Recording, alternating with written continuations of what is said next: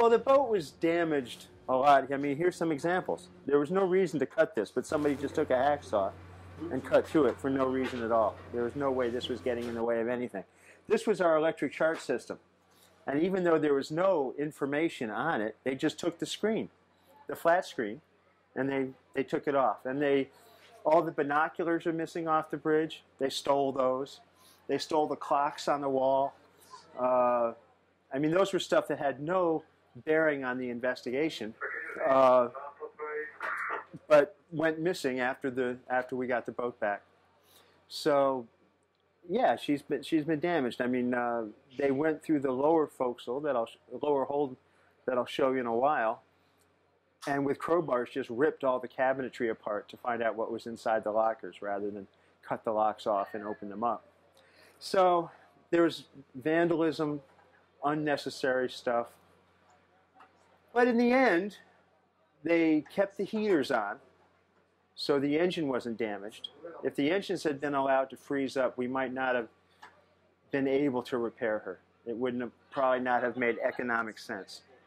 So the fact that she motored back on her engine was a huge relief for me, that Danny, the skipper, was able to bring her back on her own power rather than get towed back by a tugboat. So I'm really glad about that. This room had some of the most dramatic damage. The door was beaten right out of the door frame because it was locked when the guards came on board. And Colin, the radio operator, was trying to send out footage over the Inmarsat, and they just had to they splintered the door into many pieces and got rid of it. But these racks, this equipment is all missing. They just took it out and took it away somewhere. All the radios and the equipment that was in here, the computers, radios,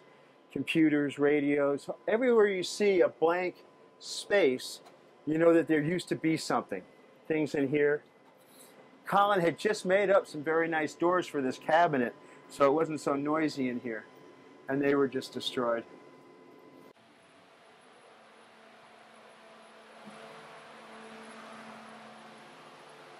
These are the walk-in refrigerators. And after the boat was seized, everything in here just rotted. So it was an incredible stinking mess. And you should really talk to one of the ship's crew who are on now to find out what that was like. That was just science experiments going off. And remember, this was in Russia over the winter. If it had been in Russia over the summer, it would have been things would have been growing out of the doors.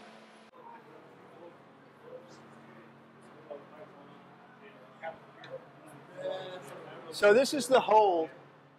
The last time I was here, the floor was all covered with scientific equipment because we were planning to do a research trip after we did this. And there were big, expensive lenses and drop cameras, and they just took those. Cameras, things that can't record any information, lenses like this for underwater use, and I'm sure they're gone. I'm sure they're gone.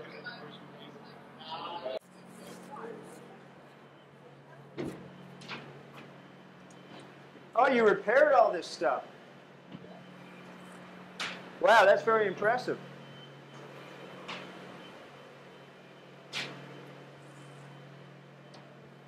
When they were searching the ship, they just ripped everything apart with crowbars. You can see where they used to be. The crews repaired it. They pulled everything out on the deck and just left it there. So this has all been repaired, and it looks much, much better. This is all the Arctic cold weather survival clothes that we keep when the ship's operating up there. And this was one of the cosmetically ugliest things. I mean, the dive locker up on deck also, they just pulled all the dive gear out, and for the next 3 months they just walked on it. They just left it on the deck.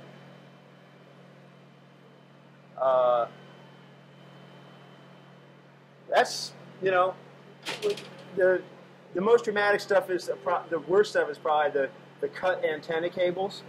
They just cut them. They didn't bother doing anything else. They just cut them. The missing electronics equipment, the missing radio equipment. And the mess. And that seems to be the worst of it.